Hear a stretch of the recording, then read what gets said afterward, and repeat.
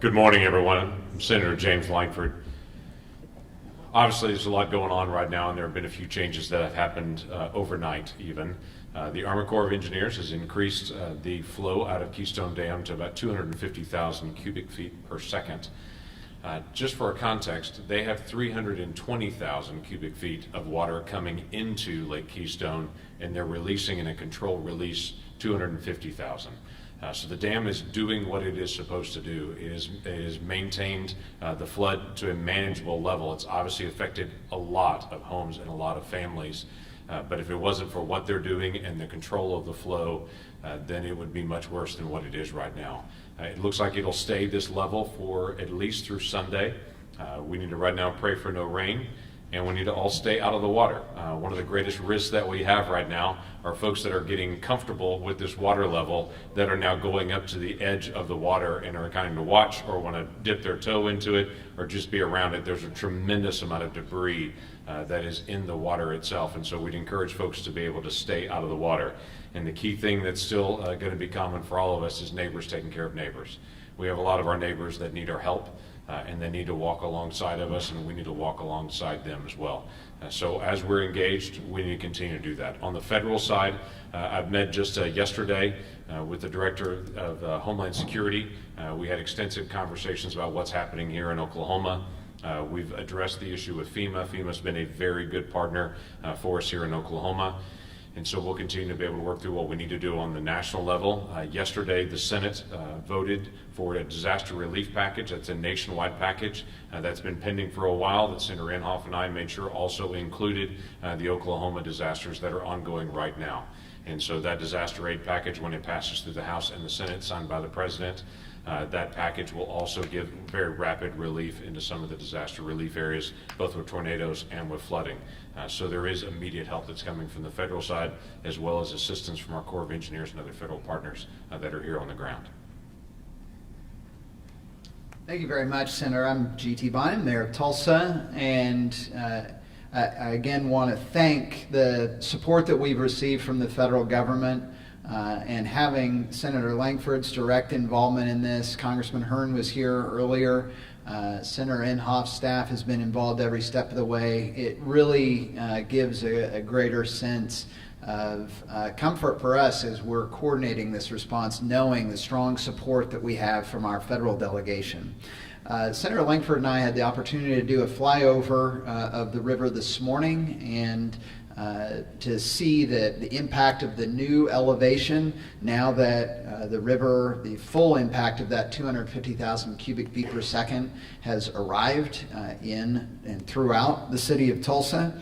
And the main thing that stands out to that, or to me, in looking at that, is tremendous gratitude for the people that came before us in decades past, who thought to build the levee system that we have that is working the way it is supposed to, who thought to utilize our river parks network as a buffer for flooding events between the river corridor and the built environment of the city, and the river parks are serving that purpose right now.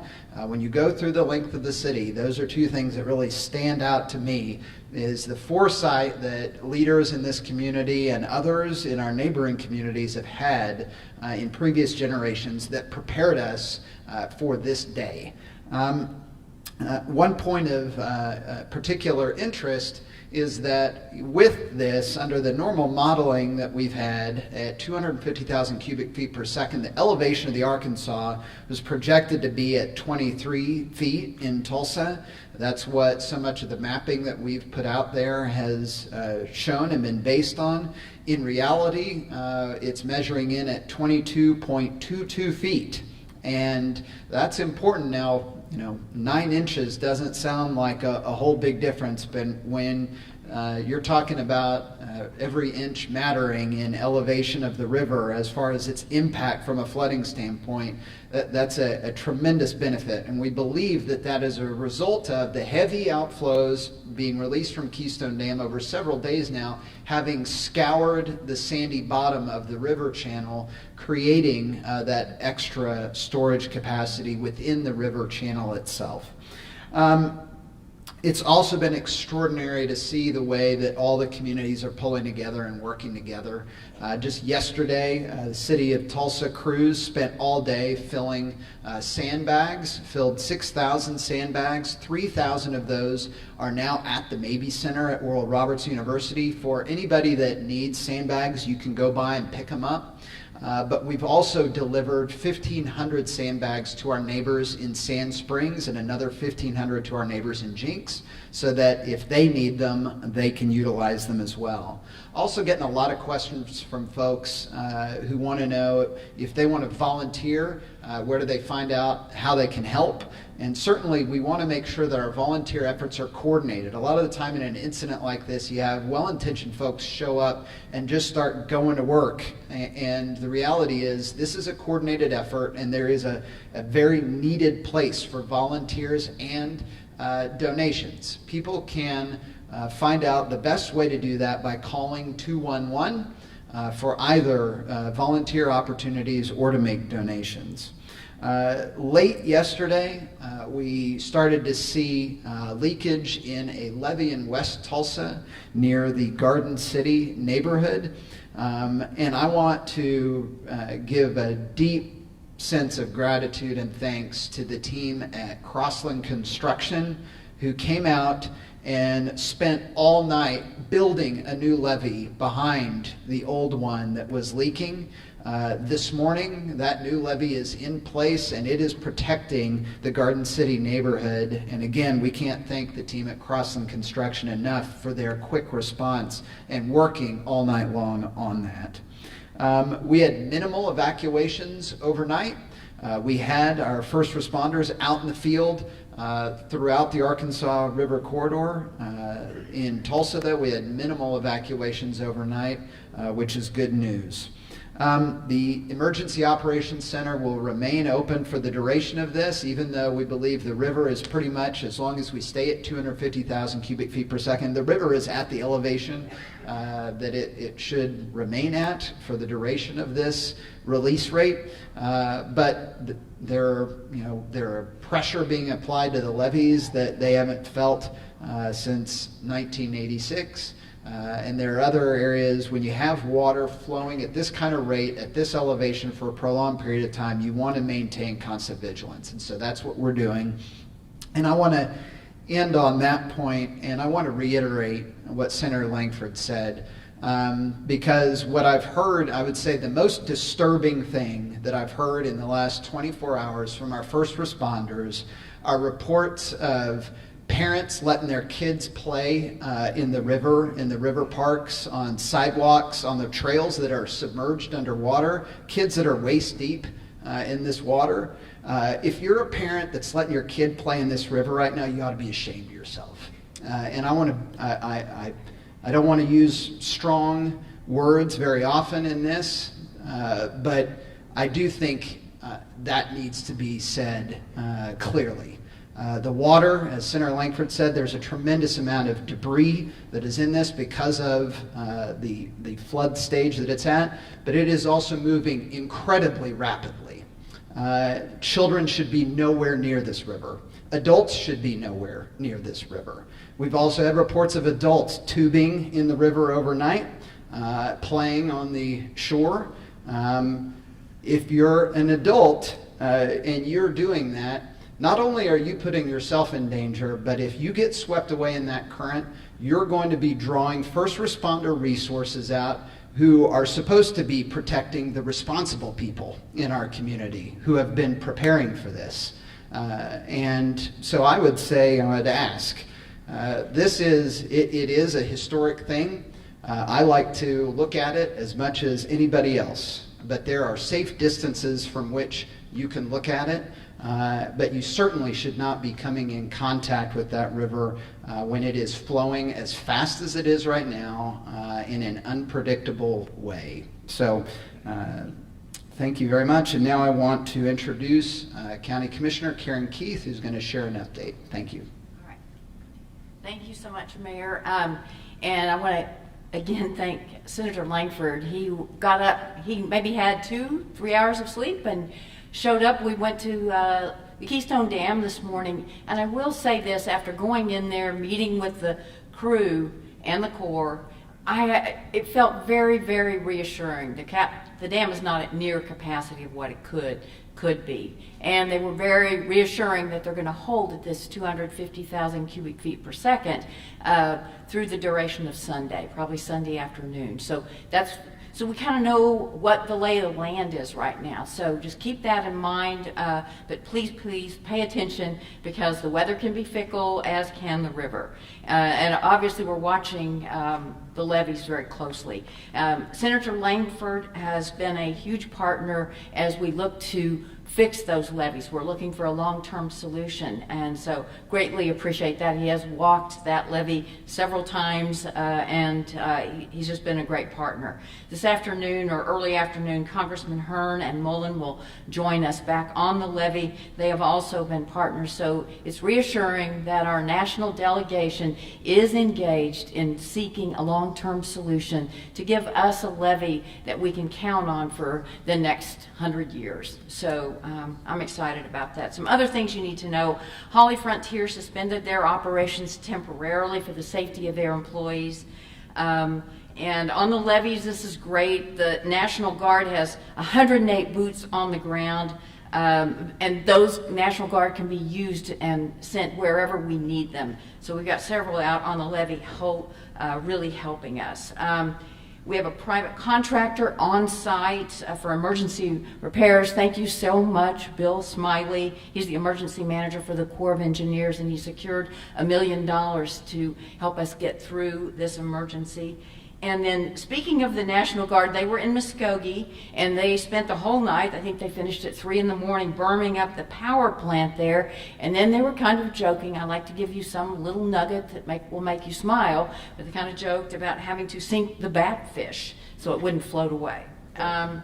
Big shout out to the Sheriff's Department. They're back here. They have been working around the city of Tulsa and the unincorporated parts of the city, and I'm so grateful for their work. They were out in Town and Country yesterday, out in Candlestick. So these are communities who have homes that are submerged, or not submerged, but they've got water 2 and 3 and 4 feet in them. On Meadow Valley, Sand Springs, that group has been there. I mean, they were on it. They've gotten everybody out for the most part. And then AT&T called yesterday. They brought in a phone bank charger for us, and they staged it at 145th. That's in the Town and Country area. But the Meadow Valley group could also have access, as well as Candlestick, if anybody needs that. Cannot say enough thanks to Joe Krylacek and all of our police, fire, sheriff's office, all of our first responders, for all the work they're doing, and a big shout out to the Corps of Engineers. I can promise you they have got their best team here working on the levees and monitoring that dam. So big thanks to everyone.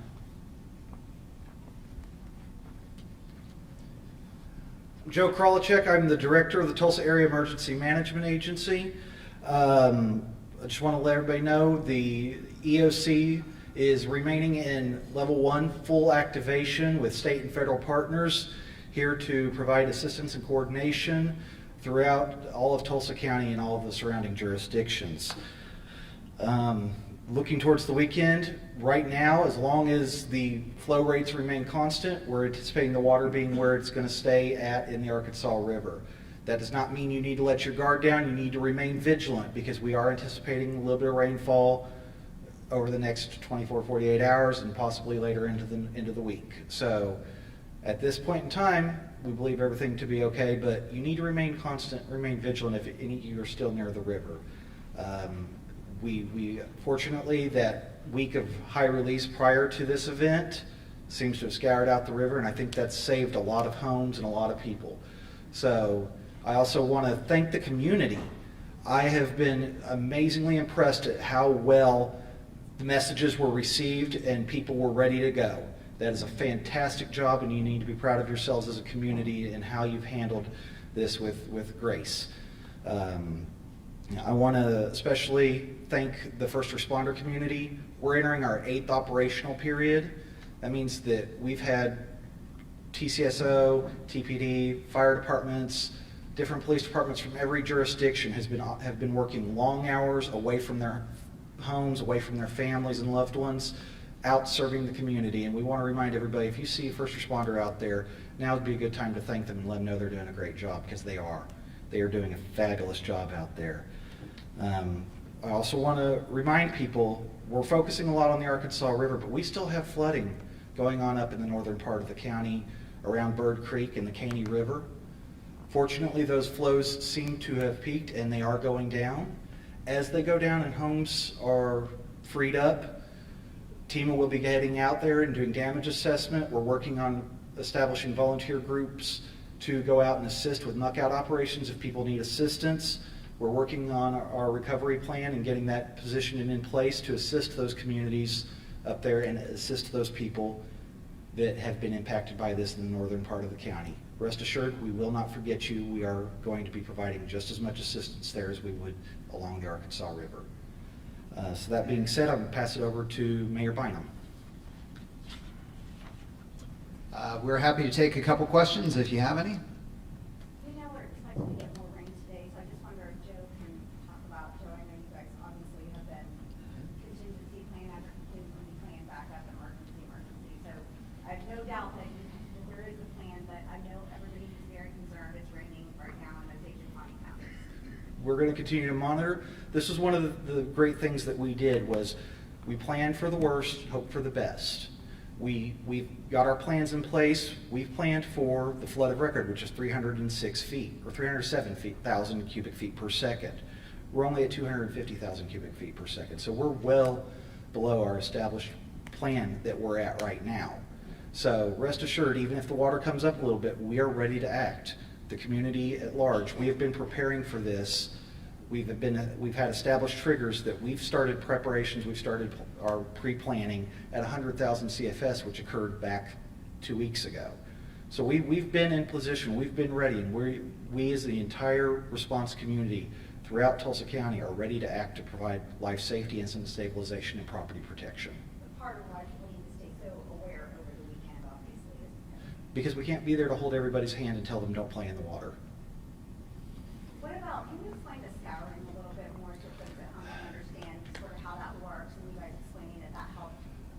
Over time, as the water travels, it gets a lot of sediment in it. Sand, as you're driving along over the Arkansas River Bridge, you may notice a lot of sandbars throughout the river. You notice how those are constantly changing and shifting. That's the force of the water moving that sand downstream. So the more force of water you have, the more sand that's going to move.